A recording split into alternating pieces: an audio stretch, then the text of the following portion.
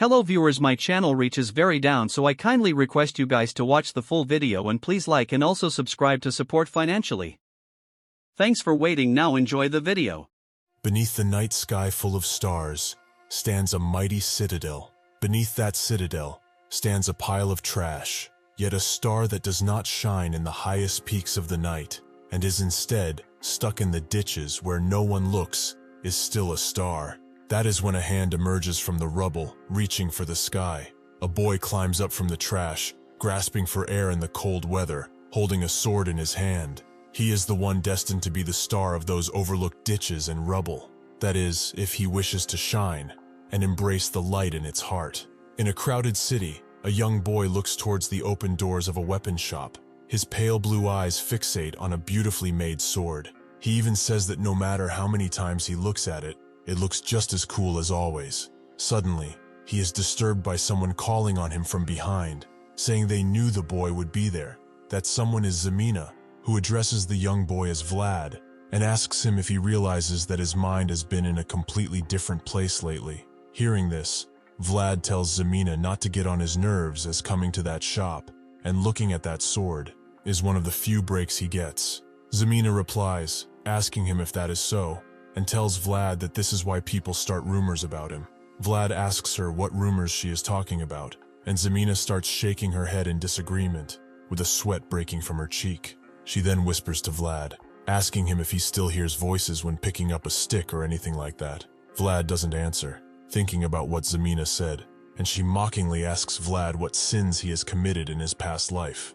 She says that because no one would have expected for Vlad to be struck by lightning on a clear day, and a black lightning at that. Zemina tells Vlad that he should stay cooped up in the shop for a while, as people are saying that the new bishop is sensitive about omens and stuff like this. She tells Vlad that the bishop used to work as a heresy inquisitor, so if he sees anyone suspicious, they're going to be sent straight to the stake to be burnt. Hearing this, Vlad asks Zemina why she had to tell him something like this, and Zeming says that she is doing it because she is worried about him. She says that Vlad should be aware of the fact that a lot of people have seen get struck by lightning, and that everyone is talking behind his back already, so he shouldn't be standing around like that, spacing out, asking him what will happen if the church takes him away. Vlad replies that he won't get dragged away just for staring at a sword for a bit, and Zemina tells him that if he likes it that much, he should just buy it already, and not be so dense. Vlad tells Zemina that it's too expensive,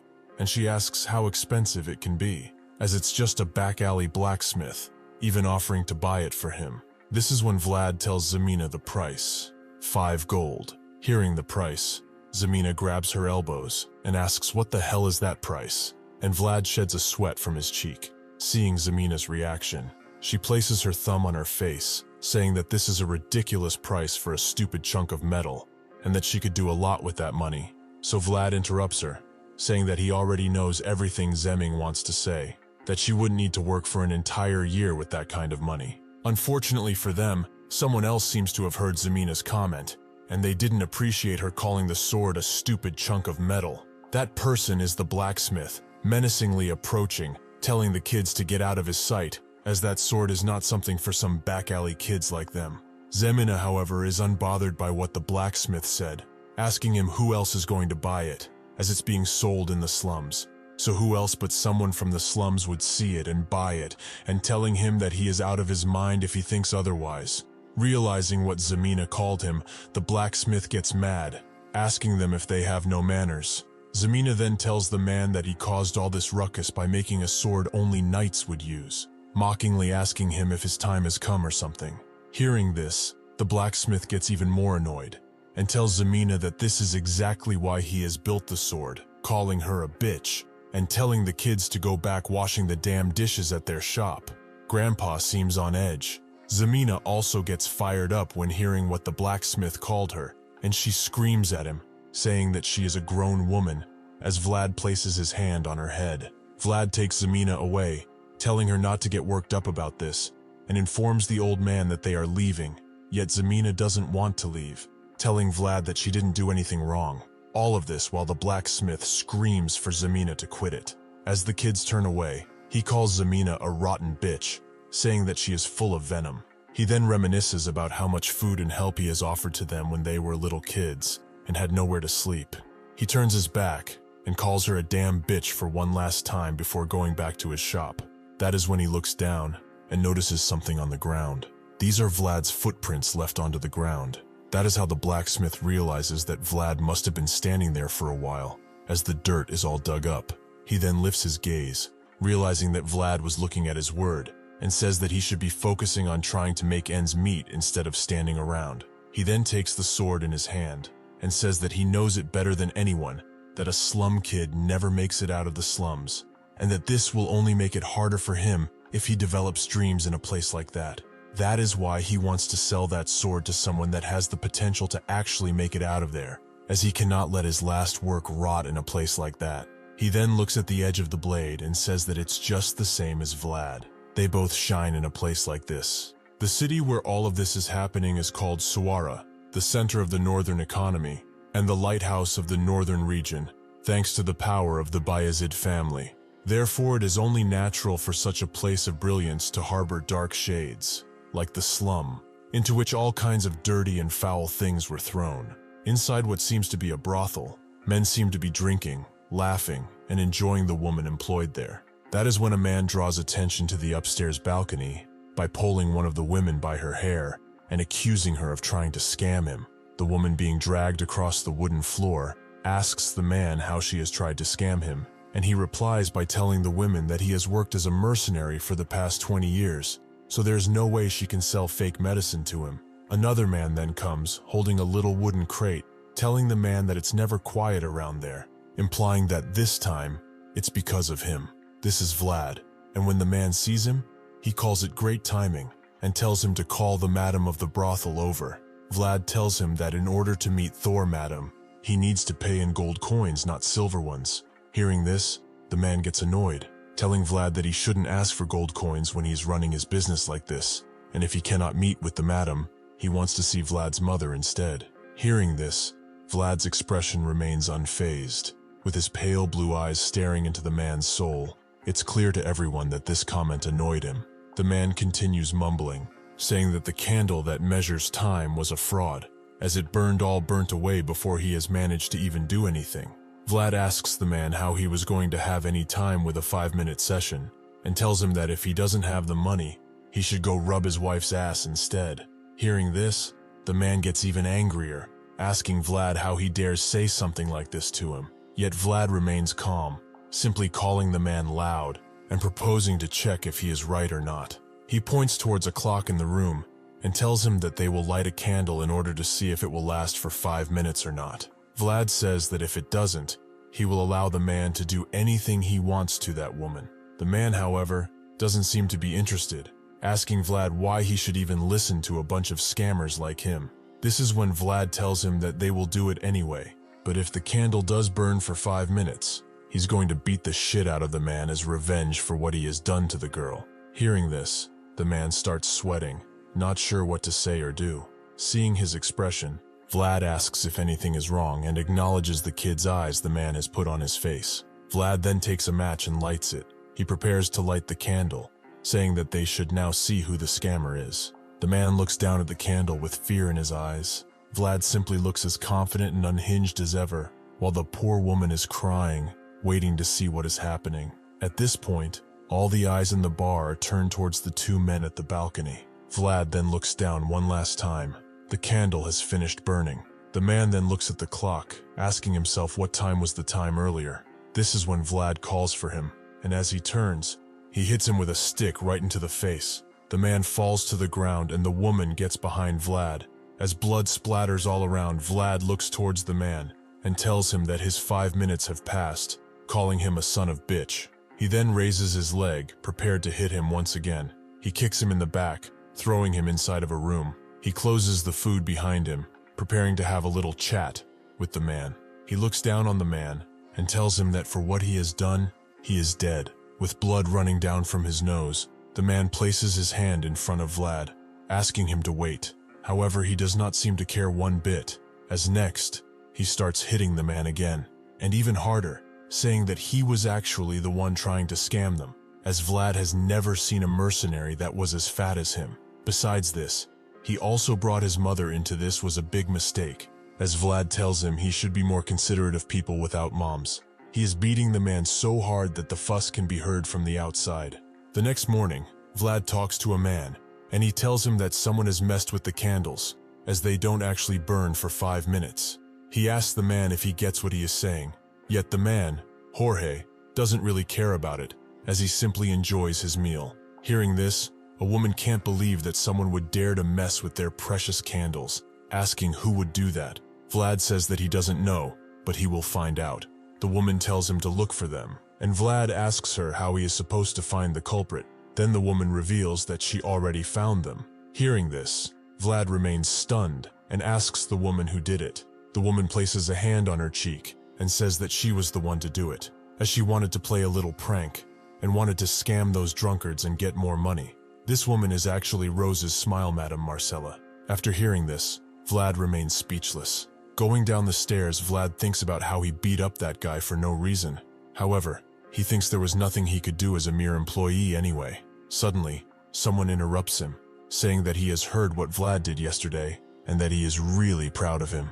The man told him that he's done great and that something had to happen while he was gone.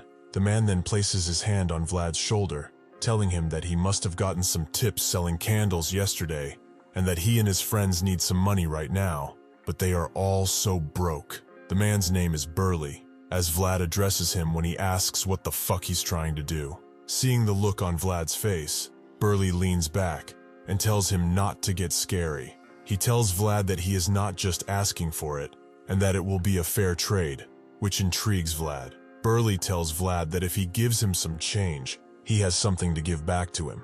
A pickpocket that is awkward, stupid, and unskilled. He then holds a child up and asks Vlad if he recognizes him.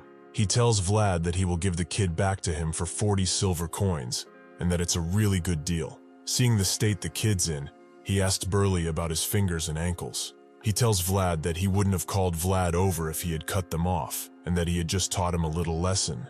Hearing this, Vlad gets visibly annoyed, yet doesn't say anything. He then throws a bag full of money on the ground, and in response, Burly says that he knew he could depend on him. He then tells Burly that next time, he should just get rid of the kid entirely and not call for him again, and the kid doesn't seem to be a fan of what Vlad has said. As they are leaving, Burly tells Vlad not to be like this, as they are not murderers, but gang members, and Vlad replies by telling them that they are scamming their own family co-worker. Burly then tells his peers that he was sure Vlad would take the deal, as he knew he had control over the vagrant kids. Vlad then asks for Ned, the kid, looking down on him with a scary look in his eyes. Seeing this, Ned says he is sorry, and that he tried to play it safe, but there was nothing he could do. Vlad then asks him if he has any broken bones or injuries that require his attention. The kid replies that he is all okay while placing his hand behind his neck and letting his head down. Hearing this, Vlad tells him to fuck off before he breaks some for the money he costed him. Vlad turns his back and the kid thanks him and leaves. After this, Vlad starts thinking, placing his head behind his head, just like the kid did earlier, and saying that there goes his 5 gold goal. At the shipyard, some men seem to prepare going to the sea to fish while being prompted by their boss. Inside an office, another man writes something on a piece of paper and says that that kid was actually lucky. He then shows his hand and says that he didn't lose any fingers. This man is Harvin, a whale hunter from the Captain Hoover family. He reminisces about his past, and a picture appears with Harvin having his fingers and ankles cut off, while Zemina and Vlad are trying to mend him. He was made an example for anyone else that tried to steal from Burly. Leaving that aside, Harvin asks about the event that took place the night before, and says that he has heard someone has messed with the candles, and Vlad asks if he already knows about it. Harvin says that it's been a while since the rumors went around, but nobody seemed to really believe it. The madam is the one making the candles, but Marcella isn't the type of person to do that, he says. Hearing this, Vlad agrees, and tells Harvin that Jorge already seemed to know as well, and that he is sure they are not scammers. Yet, Harvin takes into account the other possibility as well, saying that if they were to do it, there must be some good reason for it. Vlad asks what kind of reason could force them to do something like this, and Hervon replies that there is a 90% chance they need money, urgent money. He then tells Vlad to be careful, as there is only one reason for which an organization would try to rake in money quickly. That is a war against another organization. A war between the 5 bosses who dominate the slums of Schoarra. The whore's knight, Horge, the swine butcher, Black Bear, the gambler's dice, the whale hunter, Captain Hoover, and last but not least, the money bug, one-armed Jack. This is when Harvin tells Vlad that all the darkness of life is approaching him, hidden in the shadows soundlessly. Next, a bunch of people are gathered at Vlad's counter, and one-armed Jack seems to be the first in line, asking where Vlad's boss is. Harvin's words echo once again in Vlad's ears, saying that accidents happen without warning and destruction happens without notice. Seeing the money bug there, Vlad can't believe he has come in person. That being so, he realizes that the preparations for war must be done. While Vlad thinks about the situation, one of Jack's men gets annoyed, asking him if he didn't hear the boss's question, and once again asks Vlad where his boss is. Realizing he must say something, Vlad frowns and prepares to speak. He tells the man that he is just a candle seller, so he has no idea, which seems to confuse the guy. Jack's vassal then gets irritated and calls Vlad a fucking bastard. He then smashes Vlad's candles and tells him that if he doesn't know where he is, he should go look for him. Vlad, however, just stares down the men through the falling candles, without any emotion on his face. All of this while the other guy seems prepared to fight him. Knowing what Vlad's capable of, a crowd gathered, looking at the scene. The women of the brothel, the men, even Zemina are stunned after what they've seen. However, Vlad is simply and calmly kneeling down, saying that all of these expensive candles are now broken, so he guesses there are no more sales for today. Seeing this, Jack's man gets annoyed once again, calling Vlad a little fucker and saying that he doesn't realize the situation he is in. While standing before the men, Vlad murmurs something that he cannot understand. The guy asks Vlad to repeat what he said, and Vlad does so, telling the man to get his feet away, calling him by his name, Hyung Fuckfeet. This angers the men to a point of no return. He goes to strike Vlad with his leg, and just about when his kick is about to connect, Vlad starts thinking. A fight is a microcosm of war. He goes to dodge the men's attack, and thinks that the intended battlefield, the planned circumstances, and bold determination, that is the only way in which victory can be assured. He then hits the guy's ankles with a wooden stick. He sweeps the man off the floor, making him lose balance. He then prepares his next attack, with a killer gaze in his eyes. He hits the man right in the face, making him fall on his back in only one swing. Seeing what just happened, everyone remains stunned. Even one-armed Jack seems impressed by Vlad's fighting. Vlad then looks down on his opponent, and says that the back alley has one unchangeable rule. The winner will always be up high, and the loser down under, saying that as he holds the stick to his opponent's head, able to end him for good whenever. Seeing what just happened, the guy's comrades prepare to attack Vlad all at once, asking him how he dares do something like this in front of them. Yet, Jack places his hook in front of them and tells everyone to stop. He claps for Vlad, telling his people that he really likes this guy, and then addressing Vlad himself, saying that he only has one arm, so he hopes he will be a bit understanding of the noise. Unhinged, Vlad looks at Jack and tells him that he doesn't discriminate against the disabled. Hearing what he's just said, Jack starts laughing, acknowledging Vlad's daring nature and courage. He then places his hook under Vlad's chin and tells him that they should have a little chat later. I must say, this guy really must have balls made out of Captain America's shield or something. Jack then goes to ask Vlad which bum he took away, and Vlad replies by saying that since Jack doesn't remember, it doesn't matter, as they must have died early. Fortunately or not for Vlad, their chat is interrupted by someone coming in, calling for Moneybug, and asking what is happening there. This man is Chorish, coming with his own man, telling Jack that if he would have announced his coming, he would have had some meat grilled for him. Jack looks at Jorge and tells him to stop with this flattering, as they both know they are not this close. Jorge tells Jack that since they have guests, they should move this party upstairs. And hearing this, Jack places his head on his neck, telling Jorge to forget the meat, and instead asks if he has any good liquor. Jorge tells Jack that Marcella's not one to disappoint when it comes to hospitality, and Jack replies, saying that if that is so, they should have a taste. Jorge shows his guests the way, and the fighting stops, with one man trying to help up the guy defeated by Vlad. Vlad then huffs in relief, saying that he has almost died there. He then looks at the crate, and he cannot believe how many candles that piece of shit broke. As he picks the crate up from the ground, someone disturbs him, calling him a rising star. This is Jack, telling Vlad that Horsch did not hold back on the compliments, and appreciating his own good judge of character. He tells Vlad that once he gets tired of that burning smell, he can come work for him, as he wouldn't mind a lad like him. Vlad tells Jack he appreciates his offer, but he doesn't mind working for Horsch, as they feed him, pay him, and let him sleep. And hearing this, Jack starts laughing, telling Vlad that they can also do that for him. He then throws Vlad something to pay for the broken candles. He gives Vlad a gold coin. Vlad looks at the coin and tells Jack that this is too much. In reply, Jack tells Vlad that if he comes to work for him, he will give him as many of those as he wants, and then introduces himself, as if Vlad wouldn't have already known him, Moneybug. He then takes his people and announces to Horsch that he is leaving, saying that everything was delicious. Looking towards the crowd, Vlad thinks that Jack is looking pretty happy, and asks himself if things worked out in the end. Zemina then shouts from the balcony to catch Vlad's attention. She tells Vlad that Jorge wants him upstairs, and points her big finger at the door behind her. Jorge and Vlad are sitting at the bar, with Marcella before them, and Burley and a couple other men at the tables behind them.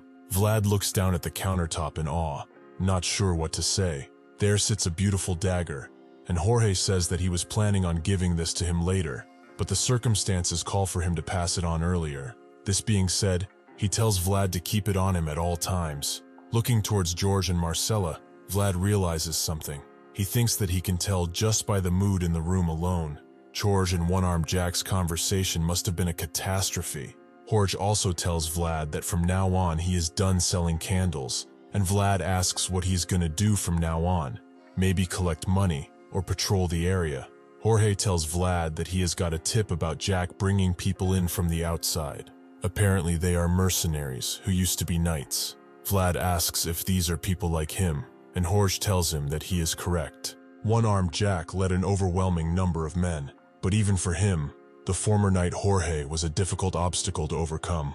After all, a flock of sheep is no match for a wolf, but by bringing in swordsmen on the same level as a knight, that balance is wrecked. Jorge tells Vlad that it's true they are at a disadvantage, so this is where he comes in, and Vlad is confused, asking Jorge what he means by that. Jorge then tells Vlad that he will give him his first mission soon. Next, an image of Harvin is shown, and Vlad describes him as a disabled man without fingers, and without the ability to even walk. Yet, with his clever mind, he taught himself language and mathematics, and using that, he is now working under Captain Hoover. As he is swinging down with his stick, Vlad says that seeing Harvin, he has realized that you learn through effort, and that learning takes you to higher places. Just as he thinks about that, a voice calls him, disturbing his composure. The voice tells him that he might want to narrow the angle of his elbow as he swings down, and Vlad remains silent. He then thinks that this bullshit happens whenever he swings anything that even resembles a sword. 1 month ago, he started hearing a voice after being struck by jet black lightning. Those demonic whispers start whenever he is holding a sword or anything similar to it. Vlad then thinks that he is going to need holy water before getting a sword. Vlad then shakes his head, thinking that he just needs to ignore it, as the more he replies to it, the more it will cling on to him. He just needs to focus, and to his best, focus all his mind and strength, and just strike down. Yet once again, the voice intervenes, breaking his composure, telling Vlad to narrow the angle. He does it, and this time, the strike seems to be more powerful. Vlad then acknowledges that it felt very different. Earlier, he was just swinging about, but that just now was more like something else. It was more like the sword path. Realizing this, Vlad asks himself what the hell has managed to make its way into his head. Sometime later, in the forest, the night seems to have fallen. A man is wiping his sword of blood, saying that you cannot fool experience. He then says that the winter air is so cold that he can feel it in his bones. He turns his head towards the tree line as he realizes something. Looking in the distance, says that it's possible for someone to hide in there, but if he does so, he is either stupid or acting stupid on purpose.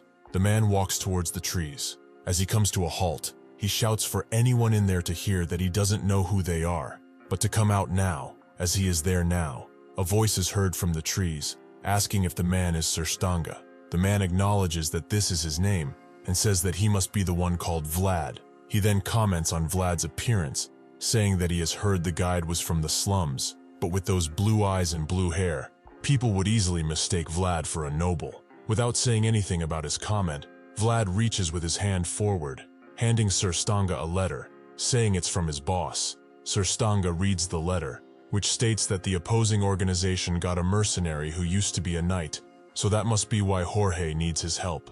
After this, Vlad tells Sir Stanga that he will guide him, and that they should arrive by night within 2 days. He goes on walking forward, and Sir Stanga looks towards him without knowing what to say. He then huffs, and says that he is not sure if he should really follow someone so stupid.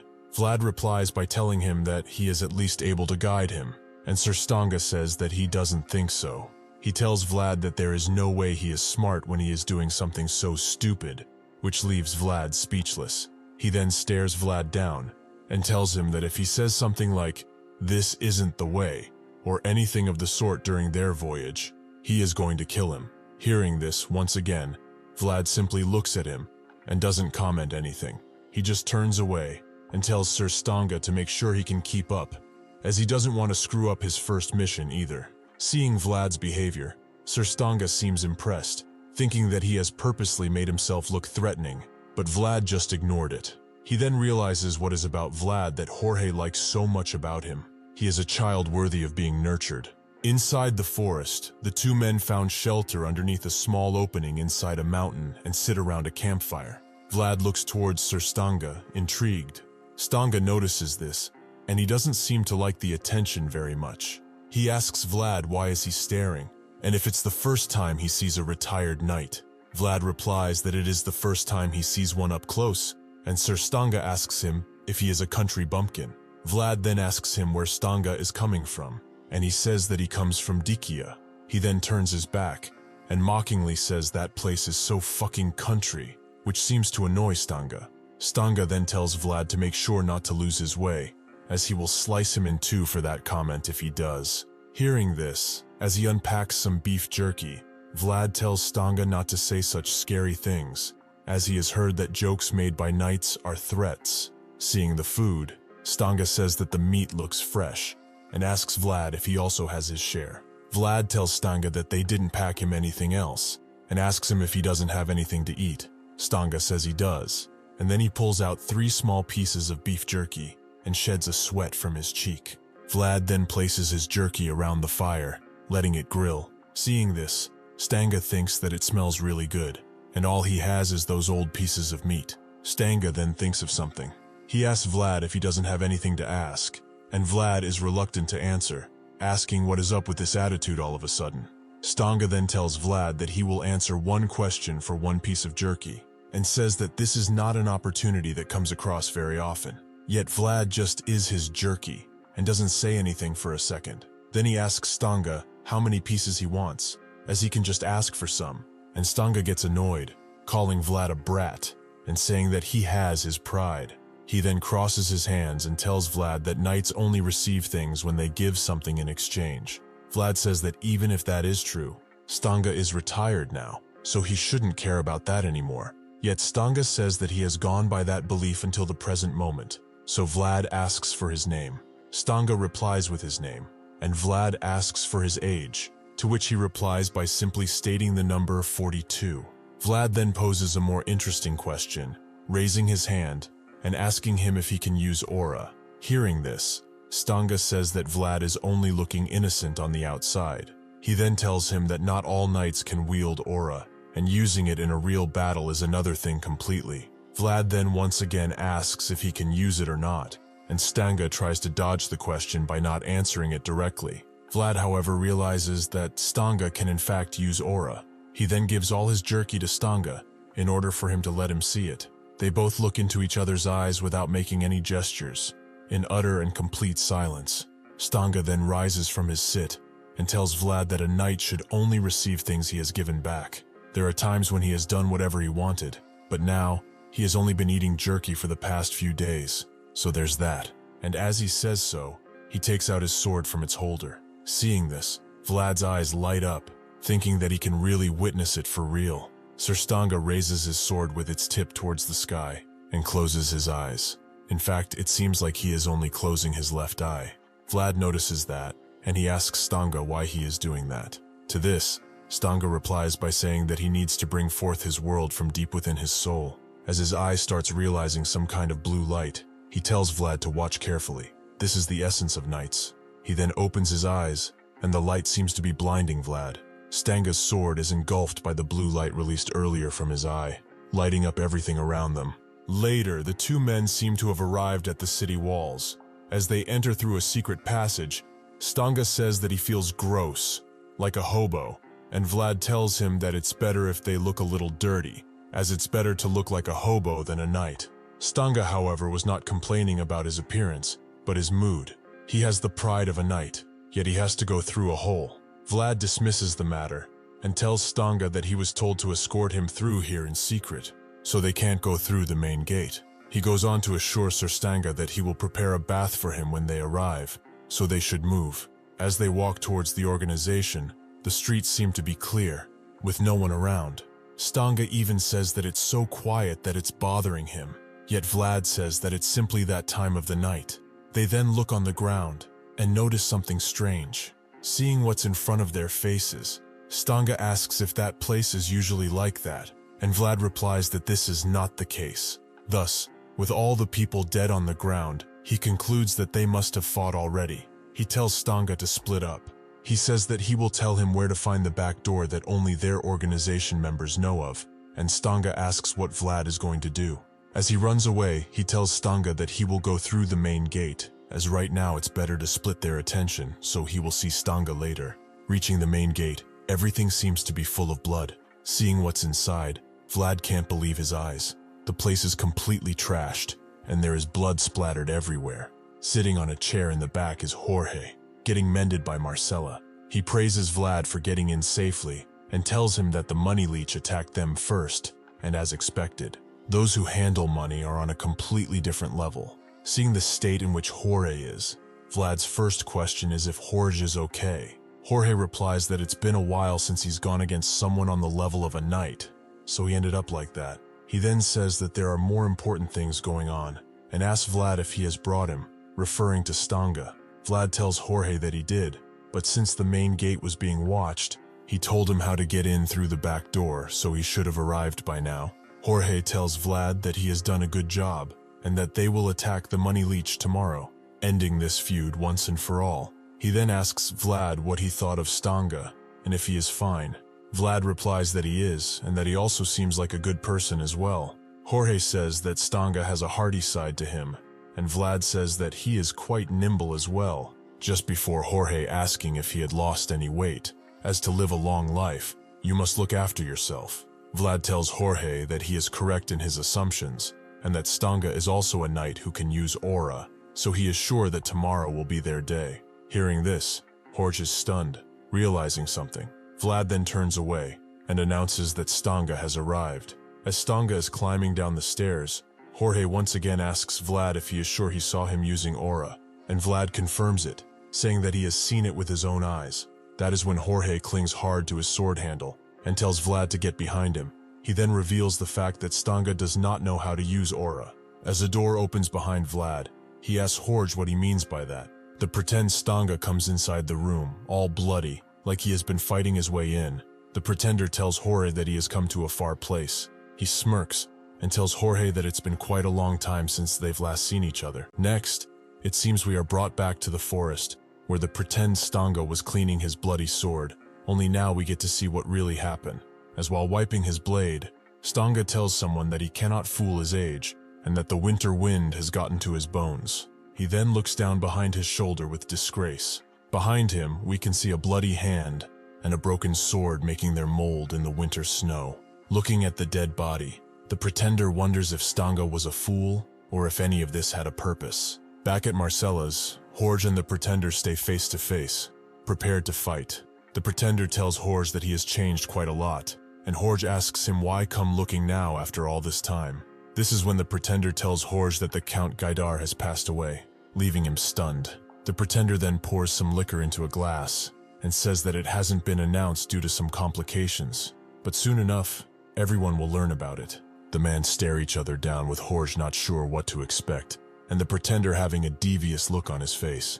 He then raises his glass above his head, holding a toast for the fallen and pitiful Count Gaidar. This is when Jorge can't take it anymore, and he gets angry. He charges towards the pretender, calling him a son of a bitch, prepared to fight to the death. The pretender doesn't seem to be bothered in any way though, and as Jorge prepares to strike, we can see his reflection in the glass. Jorge swings his sword downwards with amazing power, destroying anything that stays in its path, with pieces of wood and debris splattering all over. After this, the look on everybody's faces changes to one of disbelief. The pretender has managed to dodge Jorge's attack, and he mockingly holds another toast, this time with no glass, but looking over his shoulder at Jorge, cheering for the new Count Gaidar, Sigmund. Once again, Jorge charges to attack the pretender, calling him by his name, Godin. Yet Godin simply parries his attack. As they clench swords and look into each other's eyes, it seems like Godin has something to tell Jorge. Thus he recites the first order given by Count Sigmund. Have the deserted knight Jorge return immediately. Hearing this, Jorge screams that Sigmund is not his lord. This being said, Godin tells his old pal that the Count doesn't expect for him to return obediently either, nor does he hope for his return actually. The fight continues, with broken bottles and tables flying everywhere. Once again, the two men charge at each other, prepared to strike with all their might. In the last second thought, Jorge changes his grip, which Godin notices. He falls back, and manages to dodge Jorge's powerful strike. Seeing the toll the fight takes on the place, Vlad tells Marcella it's dangerous for them to remain there, so they must leave. As the men keep fighting, Vlad and Marcella run away through the secret organization door. Getting on the inside balcony of the brothel, someone screams for them. This is Burley and his crew, asking Vlad what is all that fuss up there. Seeing him, Vlad wants to tell him to bring everyone, as Jorge is fighting. He doesn't get to finish his sentence though, as in the next instant, Jorge flies by Vlad, heading right over the railing and towards the ground floor. Seeing this, Marcella starts screaming, and Vlad is not sure what to do in this situation. Jorge seems unconscious, falling down like a rock. From behind, Godin can be seen, still in his stance from his last attack, and the wall behind him seems to have been broken during the fight. After throwing Jorge through the air, Godin tells him that he is still making choices as naive as ever. Jorge then violently falls to the ground, making a pile of rubble and dust shoot into the air. Everyone gathers around him in order to make sure he is okay. Luckily, Jorge coughs, so he seems to still be alive. He tries to get up, while Godin watches the scene from the balcony. He looks down on Jorge with pity and disgrace. That is when a dagger flies right towards Godin, yet he easily manages to parry it. It looks like the one throwing the dagger was no other than Vlad. The two are now staring each other in the eyes, waiting for someone to make a move. Godin, however, doesn't seem interested in Vlad, so he just jumps down, prepared to finish Jorge for good this time. Seeing this, Vlad screams for his boss to get out of his way and dodge his attack. Jorge seems to be too weak to even stand up, let alone dodge Godin's attack. Even so, he manages to jump away at the last second, and Godin strikes the ground. Jorge slides across the floor for a few meters, in order to distance himself from Godin, as he just prepares for his next attack. Godin then looks at Jorge and asks him why he didn't follow the orders that day. To this, Jorge replies that he is a human being, so he can't blindly follow dogshit orders. Hearing this, Godin tells Jorge that he is wrong, that he is no human being, but a knight. Jorge clenches his teeth, prepared for Godin's next attack. Burley and the others are also backing him up this time, prepared to help Jorge. Seeing the people gathered there, Godin realizes he must do something. He holds his sword at his side and says that the night has dragged on for too long. He closes his eyes and says that now, he just wants to rest. Realizing what's happening, Vlad starts running down the stairs, trying to help the others. Godin activates his aura, prepared to once and for all finish what he started. Vlad starts screaming, asking Godin not to do it. However, it's already too late for that. In an instant, Jorge and all his men seem to be cut down by a string of light. The same light as before emanates from Godin's eye. Aura. He starts waving his sword around, creating a blue string of light all across the room. Seeing this, Vlad places his hand in front of his face in order to not get blinded by the powerful light. Then, everything around starts getting destroyed. The place is completely trashed, with not even one table still standing right. Among the rubble, only Vlad seems to emerge unharmed. Seeing this, Vlad wonders what on earth just happened. That is when he sees everyone around him is dead. Vlad cannot believe what is happening. He then notices Godin, still standing among the rubble. Horde's head seems to be cut down, standing on the ground. Vlad starts screaming for him, and that's when he notices it. His facial expression changes as he realizes what happened. Jorge was the first to offer a hand to the boy rolling in the back alley dirt, the first to acknowledge the boy, and the strongest person out of all the people the boy had ever seen. He is no more now, as the blue moonlight quietly approaches, holding Jorge's hand in his hand. This is how he wretchedly shattered the young boy's world into pieces. Seeing this, Vlad picks up one of the swords on the ground. Blinded by fury, he lets out a battle cry. He mindlessly attacks Godin, as the voice inside his head tells him to stop it. Godin easily dodges Vlad's attack. Seeing the way Vlad moves, Godin realizes that he can use the sword's path. Looking at him, he wonders how a sewer kid could know the sword path. Staring down at Vlad, he calls him impressive, yet he doesn't seem to care, as he just mindlessly swings his sword, shouting for Godin to die already. That is when Godin applies one powerful blow to Vlad's stomach. The kick sends him flying back. He loses the sword and rolls around the ground and towards the fireplace behind him. Godin looks at him, with his cape falling down. Godin realizes how amazing Vlad actually is, as he must have been born with the sword path in his system. Besides, he cannot believe how he instinctively twisted his body and deflected his attack. As Vlad tries to rise from the ground, the voice inside his head tells him to take it easy, breathe, and not lose it. Godin looks at Vlad and thinks that chopping off this budding prospect right now is too much of a waste, even if someday he will return with a sharper sword. He then remembers Jorge's words from when they were comrades, with Jorge telling Godin that watching over those with potential is always a pleasure. Godin then smiles, remembering their good old times. He then stands before Vlad, acknowledging the fact that he attended to him when he needs it, and saying that a knight only takes a fair price. Hearing this, Vlad doesn't understand what Godin wants to say with this. Godin throws at him the 2 pieces of jerky Vlad gave to him earlier, and says that his name is not Stanga, and that he isn't actually 42. He got an unfair price from Vlad, so he will give it back. However, he holds George's head in front of Vlad's eyes, and says that he will take that. He says that it's a fitting price, and his right as the victor. Seeing this, Vlad tells Godin that he will kill him. Godin turns his back, and proceeds towards the exit. As he distances himself more and more from Vlad, he tells him that with the way his life is right now, he shouldn't even think of asking for a second price for the beef jerky. Vlad clenches his teeth. He then once again screams that he will fucking kill Godin. As Godin goes through the hole in the door, holding Jorge's head in his left hand, Vlad screams that no matter how long it takes, he will kill him. With tears filling his eyes and bruises all over his face, Vlad screams for Godin to just wait and see what will be coming for him. Outside Marcella's, Vlad is being helped by someone around the city. That someone is Zemina, carrying Vlad away from the carnage he's just witnessed.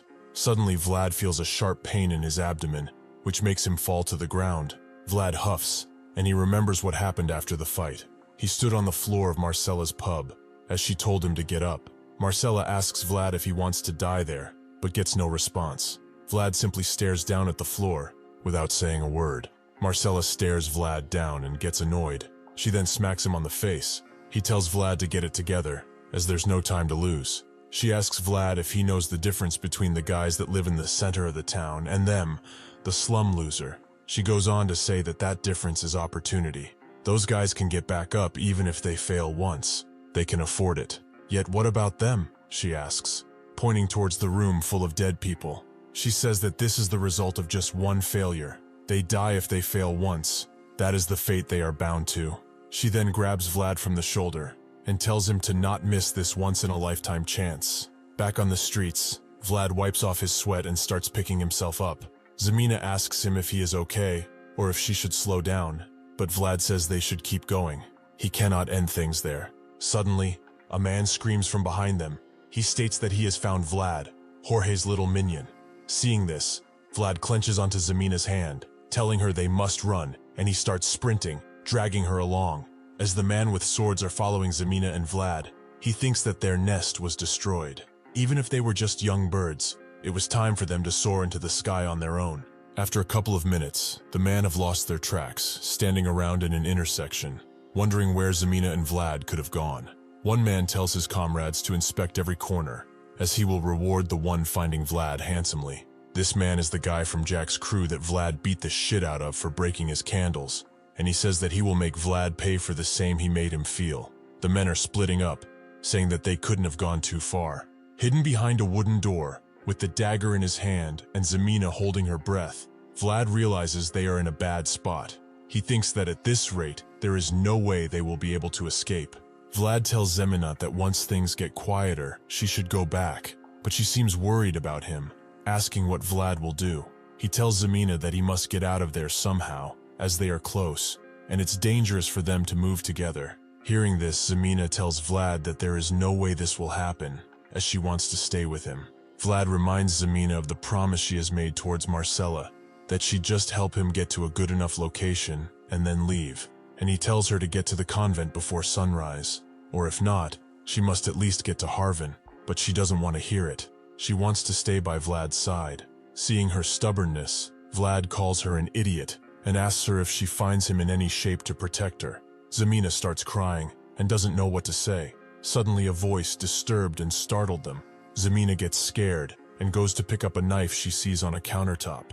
A man with a lantern comes and seems to be intrigued by the kids. This man is the blacksmith. He asks the kids why they're there, and Zemina tells him not to move as she points the knife towards him. Seeing this, the blacksmith asks Zemina what is up with her, as she is the one intruding in his house, and not the other way around. Zemina is hysterical though, and once again tells the man to stay away, or he will get stabbed. Seeing this, the blacksmith seems to get a grasp on the situation. Vlad doesn't know what to say, and Zemina is still crying, scared. The blacksmith tells Zemina that he understands the situation they are in, so she can put down the weapon. Seeing the old man's composure, she gets even more angry and clenches her teeth. She then tells the old man to give her his sword. Hearing this, the old man doesn't understand what she refers to.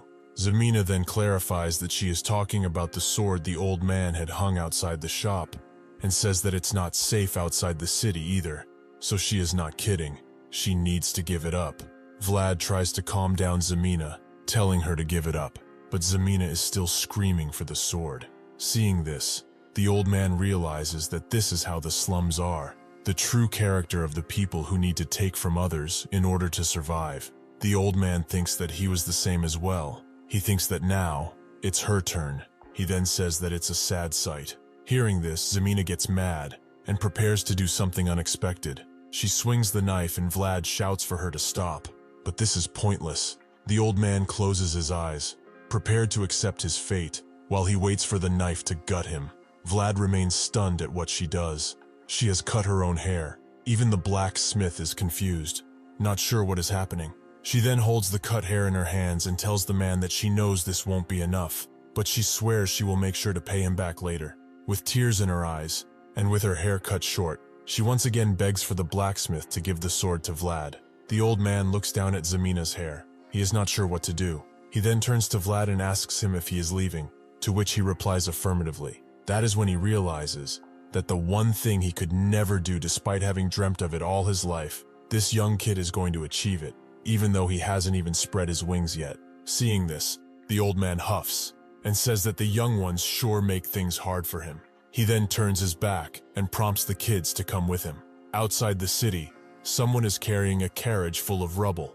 That is the old man, and a cloaked figure standing behind the carriage. The cloaked figure complains about the smell, yet the old man tells her to keep pushing, as this is the only way. Suddenly, the old man is disturbed by someone. A group of thugs are asking him what he is doing out so late. Seeing this, the old man cannot believe that these bastards are here too. They ask why he is throwing out cash at this time of the night, and he thinks about what to say. He starts screaming at the guy, saying that it's because of them bastards, as they've blocked up all the alleyways with their stupid fighting, and his smithy is about to burst because of all the garbage he hasn't been able to throw out. The thug wants to say something about the old man's personality, when he notices something. She sees the cloaked figure behind the carriage, and says that he thought the old man worked alone, so he asks who that is. Once again, the old man starts screaming that he was too tired to do the work alone, so he gives him some bread to do it for him, and asks the thug if he wishes to push it for him. The thug says that he is fine since he is the only blacksmith around, but he has to check who the cloaked figure is. He then places the tip of his sword at just under the hood of the cloaked figure, and proceeds to lift it up slowly. As he does, the man tells the person not to move unless he wants to have something cut off. He then slices the cloak up. What he sees stuns both the thug and the old man. Zemina, with her now short hair, starts crying and says that it is surely hard to make a living. Seeing this, the thug doesn't have any more suspicions and simply tells them to pass. As he leaves, the old man asks the thug what he is looking for, and the thug replies that he is looking for Jorge's blonde kid, as they couldn't find his body. The old man asks if they can leave now, but the thug says there is just one more thing, so they can be certain. He tells one of the bastards he brought with him to check the wagon. He tells him not to do it in the middle of the road though, which startles the kids and the old men. The bastard agrees, and he gets his spear, approaching the wagon. The thug then points his sword towards the bastard kid and tells him to go over to him. Seeing this, the old man asks himself if maybe they should have gone through somewhere else, but realizes there was no other place they could have gone. The bastard looks at the wagon and tells the men that he has surely brought a lot of trash. Even so, he notices something, but keeps it to himself. It appears like he has recognized Zemina. She lets her gaze down, and the bastard kid doesn't say anything. He grabs his spear and tells Zemina not to hate her, as this is his job. He then spears the trash, going all the way through. Seeing this, Zemina starts crying, and the old man is left speechless. The bastard kid doesn't seem to have any reaction though, yet he tells them that he has heard Harvin has put a boat out to the river. Hearing this, the old man and Zemina realize that the bastard kid might be helping them. He also didn't strike Vlad with the spear. He missed on purpose, and tells them that everyone has made their way to the boat, as they think Harvin has brought the boat out for a reason. Thus, they should keep that in mind. He then takes his spear out, and tells them that they can pass. The old man takes the carriage and leaves, looking over his shoulder at the bastard kid that now has his back turned. As they leave, the bastard kid says that this is payment for the 40 silver his brother owed to Vlad, so this must be Ned's older brother. Hearing this, Vlad smiles, realizing he has made the good choice paying for Ned. The guy's name is Otar, and Vlad thanks him for the help, even if he cannot say it out loud. Finally, they end up at an open gate that seems to be under construction. The man stands before the open gate and states that the trash here goes outside the city. Seeing this, Zemina starts crying and says goodbye to Vlad, telling him that he must be okay. The old man then tips the wagon, and all the trash falls out. With it also falls Vlad, holding the sword from the old man in his right hand. The star the boy held in his hand was something the oil man made with his dreams, and something that was bought with the girl's tears. Outside the city, Vlad stands near a campfire, and holding the sword up, he asks if he can hear him. The voice in his head replies that it can, and Vlad asks who he is, but the voice says it doesn't know. Vlad tells it that it has so much to say about swords, but he doesn't know who he is, and the voice has nothing to reply. Vlad then says that this must be for the best, as he will help it if the voice helps him. He says that he will help him regain his memories if he will be his sword. He tells him that he doesn't even care if he is the devil. What he is really afraid of is that he is nothing.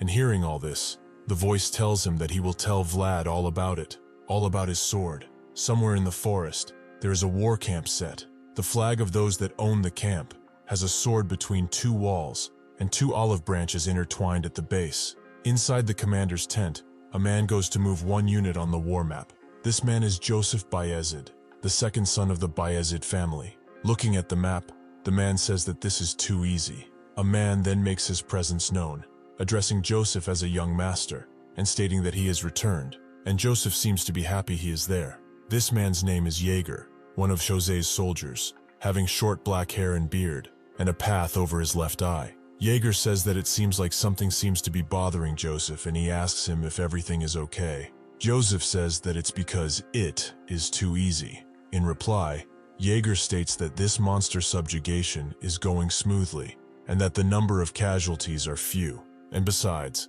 all of the casualties are only mercenaries. And hearing this, Joseph asks if the deserters aren't considered irrelevant missing people. He then starts thinking that an outcome without any variabilities or deserters is going to make everyone doubt his ability to command. His father and the vassals are a given, but there is something else. Rudiger, his older brother from another mother. Hearing this, Jaeger is not sure what to say. Joseph thinks that at this rate, everything will come to destruction. If he cannot become the next count, it's obvious what Rudiger will do. The Vayezid family glorifies the military. The proof is in the history, since his father and his blood-related brothers stepped on each other to obtain the position of count. Joseph tells Jaeger that he does not have enough swordsmen. That is, of course, except Jaeger. Jaeger then tells Joseph that there is something else he needs to inform him of, and Jaeger asks what that is. Jaeger tells Joseph that there is one suspicious soldier, and Joseph asks if it could be the spy his brother sent. However, Jaeger says that this is not why he is suspicious, and that he will understand when he sees him. Jaeger then shows Joseph a goblin that has his belly cut in an intricate pattern. Seeing it, Joseph can't stand the smell, and calls it dreadful. Seeing it, Joseph concludes that these must have been done by a child who probably just started wielding a sword. Jaeger then asks Joseph to take a look at some other bodies as well. Going around it, Joseph says that the technique is really poor. Looking at it, he says that they are all really the same. As he progresses, he says that he can see a couple better ones. That is when Joseph realizes, all the same traces, but just a little different each time. Joseph then asks Jaeger if all of them were done by one person, and there seem to be quite a lot of them. Jaeger tells Joseph that he is correct, and that all of them came in yesterday, and the ones that Joseph just saw have been sent in a month ago. Looking at it, Joseph says that it's impossible for someone to make such progress in just 1 month. Realizing how incredible this is, Joseph asks who the soldier is. Next, inside the forest, goblins are slain left and right by the Vayezid soldiers. One of them tells the others to tighten the formation so that the goblins are not able to escape. One guy spears a goblin, after which he says that he can finally see the end of them. He then prompts the others to get the rest of them. That is when everyone remains stunned. A big goblin is sitting right behind him, prepared to take him out in one blow with his big Ooga Booga club. Before the guy even gets a chance to ask what is happening, the goblin strikes down. The impact's force makes everyone turn away so that their eyes are not hit by rubble. The monster killed the soldier in one hit. Seeing the sheer power the goblin has, the soldiers are intimidated. The monster then lets out a war cry, making everyone understand he means business. He then rages towards the crowd of soldiers, which stand prepared to stop him. To no extent though, as he seems to be passing through them like a hot knife through butter. Seeing what is happening, one of the soldiers says that this is crazy, asking where did that monster come from, and another one announcing that he has managed to break through Group 5, so they should fall back. As they run, one guy standing on a horse at the top of a hill doesn't seem to be aware of the situation. He screams at the soldiers, asking them what are they doing, ordering them to go back forward as they are not getting compensated for running away. Hearing this, the mercenaries turn back and tell the man that they didn't know there would be hobgoblins, and that he should have requested expensive mercenaries instead, or fight them himself. He has the audacity to talk. That is when the man on the horse gets angry and pulls out his own sword. As he does so, one of the mercenaries is thrown before him, startling his horse. The hobgoblin then picks him up by the head, making blood splatter all around. Seeing this, the guy on the horse sheds a sweat. He finally realizes what he's up against. Next, Vlad can be seen going towards the goblin, yet the mercenaries are calling him Riemann. More so, he seems to have earned the title, the Praying Riemann. Vlad looks towards the beast and says that he will take it on. He charges forward, holding his sword with both hands, prepared to strike it down. As he approaches though, the hobgoblin notices him. Vlad then prepares to swing his sword with full power. He cuts the back of the hobgoblin easily. It doesn't seem to be enough though, even Vlad acknowledging that it was a shallow cut. The hobgoblin goes to attack Vlad back, and that is when the voice tells him to dodge. Vlad gets down, as the club of the goblin approaches him at tremendous speed. He manages to dodge it at the last second by leaping away from the attack and behind the monster. He slides across the snow with his right hand on the ground, trying to stop. Seeing what just happened, Vlad realizes he once again failed his technique. The voice tells Vlad that he is stupid if he cannot do it even after being told how to do it, and Vlad thinks that you'd be considered a genius if you could just do it after just being told how to do it. As the hobgoblin charges towards him, Vlad says that he is only taking the long route towards the final goal. The hobgoblin then prepares to attack. He swings his club, yet once again Vlad manages to easily dodge it.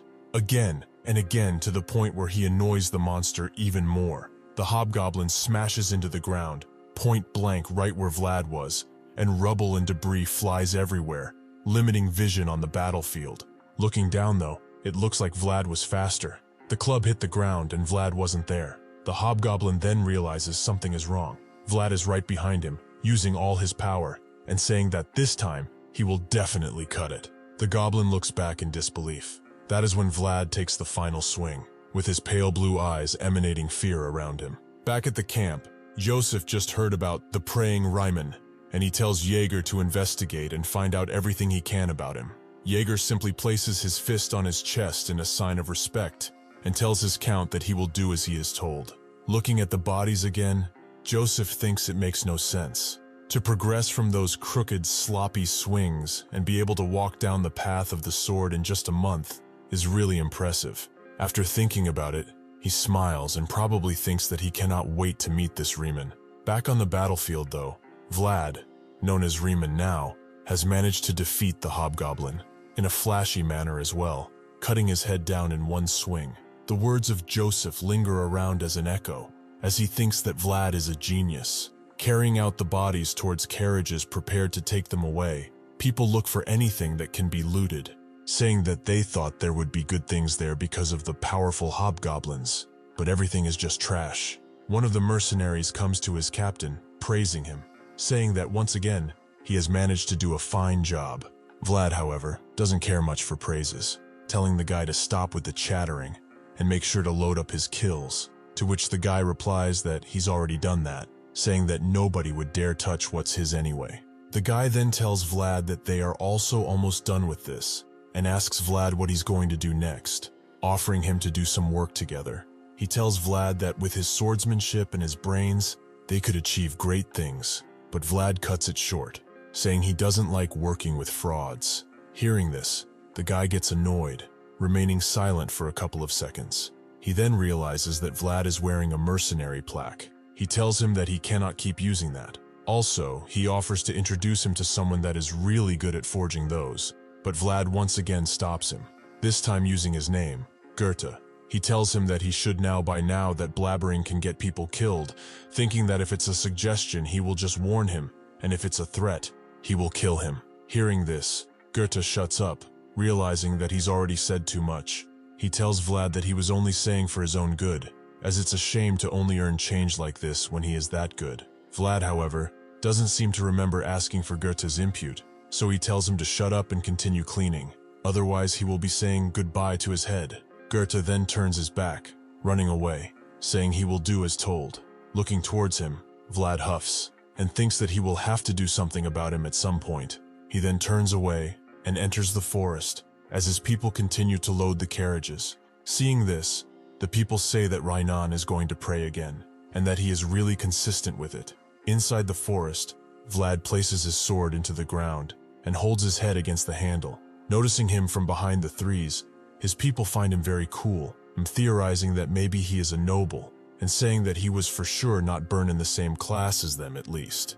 However, this is not the case, as Vlad is actually scolding himself for not being able to cut the hobgoblin in one strike. The voice inside his head then calls Vlad a fool, and tells him once again that the principle of one hit, one kill lies in the element of surprise, yet Vlad doesn't understand what he means by that. The voice tells him that when he raises his sword, the opponent goes whoosh, so that is when he's gotta go wham. And hearing this, Vlad asks if he is really supposed to understand this. The voice then asks what Vlad doesn't understand, as the principle is really simple. He has to go wham when they go whoosh, but it seems like these terms are exactly what he doesn't understand.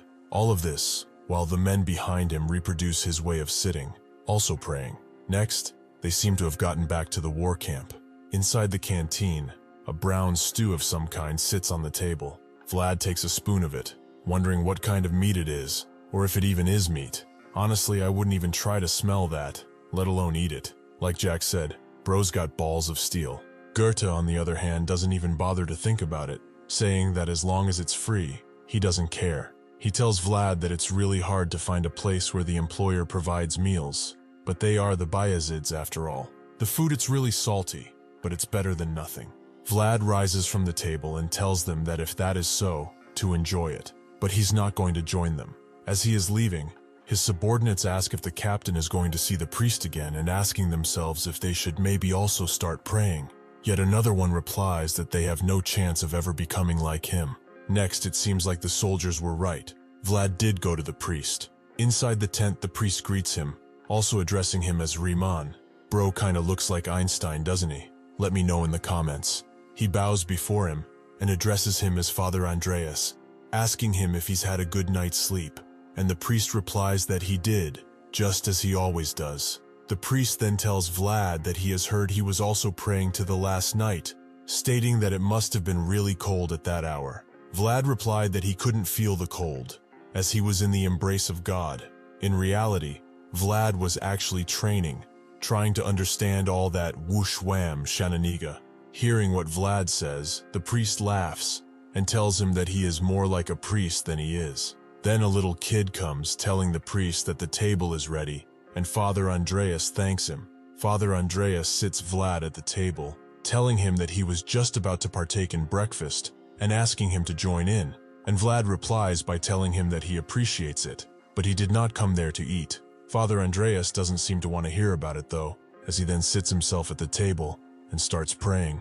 As Vlad and the kid join hands, letting their heads down, the priest thanks the Lord for the meal and asks him to provide them with strength from it. He then opens his right eye, looking at Vlad, and also wishes from God to let them do good unto others. Looking at Vlad, Father Andreas calls him an honest believer, saying that even in the midst of such a lowly place, he has not lost his faith. He thinks that he needs to lead this young man, who will always bloody his hands in battle. This too must be a fate God has charged him with. As he says amen, he looks at Vlad and asks him to eat, and Vlad thanks him. Looking down on his plate, Vlad says that this is real food, rare wheat bread and soup. Just as Vlad is about to take a bite from the bread, Father Andreas asks him how his swordsmanship is progressing. He states that he has heard a lot about it, and that Sir Joseph has too. Sir Jaeger also came in to see Father Andreas 2 days ago, asking about Vlad. This gets Vlad's attention, asking Father Andreas what happened then. This is when Father Andreas tells Vlad that he has recommended him. He told Jaeger that he will be looking forward to seeing how Vlad, Riemann as everyone else knows him, will progress. Father Andreas goes on to tell Vlad that the Vayezid family is a renowned family in the north, so just being able to work for them will put him in a much better environment. He states that Vlad has the right to that. Inside the forest, Vlad is once again talking to the voice in his head, saying that what is happening isn't good, as the way he is killing those monsters is too conspicuous, and the voice tells him that there was no choice, as his swordsmanship can only be learned through real experience. He then states that perhaps the bigger issue was being too close to the priest, yet Vlad says that it was necessary, as he had to check. Hearing this, the voice asks him if he is now certain that he is not an evil being. Vlad then thinks about Father Andreas, how he is said to be someone who's reputable, and with great divine power, enough of it to be offered the title of bishop. Since he didn't seem to notice anything off about the voice, he says that he is now certain. Vlad then asks the voice if they should run off, and the voice says that they might turn a blind eye to his identity since he is skilled enough. Yet, Vlad thinks that they will find out that he's killed a mercenary who was stealing, and then he will be charged with both faking his identity and murder altogether. The voice mocks Vlad, saying that he is quite an evil man, and Vlad points his finger at the sword, saying that he was an accomplice as well. Everything being said, the voice tells Vlad that he thinks it would be better to run, as self-defense claims only really work when you have an eyewitness, and Vlad concludes that if this is so, they will run away tonight, and they will also take Goethe with them, as this way they will be able to obtain a fake mercenary plaque. The voice doesn't seem to be on par with it though, thinking that what Vlad wants to do might actually prove to be difficult. He then tells Vlad that someone is approaching him, and that it has the grade of at least an advanced knight. Hearing this, Vlad turns away, pointing his sword forward, and taking his stance. The person approaching was Jaeger, who seems to be impressed by what Vlad has just done, Seeing what just happened, Jaeger didn't expect Vlad to sense his appearance. Thinking that he is better than he's actually anticipated, he then tells Vlad that Sir Joseph wishes to see him. Seeing what just happened, Vlad thinks that he should have booked it right away instead of hesitating, as he might actually be screwed if he doesn't act right. He then addresses Jaeger saying it's an honor, and thinking that they say a poker face is an undeniable skill in a card game. Jaeger asks Vlad if he knew he was coming, and Vlad replies that he has heard it from Father Andreas, but he didn't know he would come so soon. Once again, Jaeger finds Vlad interesting, as a young kid like him should at least be intimidated by him, but Vlad doesn't seem to be bothered at all. He then turns away and prompts Vlad to come with him. Vlad looks towards Jaeger and thinks about what he should do. He wonders if he should run away now, but the voice tells him not to attempt it. He tells Vlad that a knight of his level could kill him before he even takes 3 steps. Hearing this, Vlad sheathes his sword, thinking that if this is so, he has no other choice than to follow Jaeger's command. Inside the command tent, Joseph greets Vlad while reading from a book, saying it's nice for them to finally meet. Hearing this, Vlad bows down and tells Joseph it's an honor to meet him. Joseph asks Vlad if there are any inconveniences with his work, and he states that everyone is thankful for his consideration, and that everything is okay. Joseph then comments on his appearance, saying that with those blue eyes and blonde hair, he thought Vlad was the son of some fallen noble family. He then asks if his name is Ryman, and Vlad, with his head still bowed, tells Sir Joseph that he is correct. He then closes his book and tells Vlad that he should have informed him of something earlier. This is when Jaeger smacks the shit out of Vlad. Joseph then finishes his sentence from earlier, saying that he abhors liars. He then acknowledges Ramon's true identity, Vlad of Schoarra.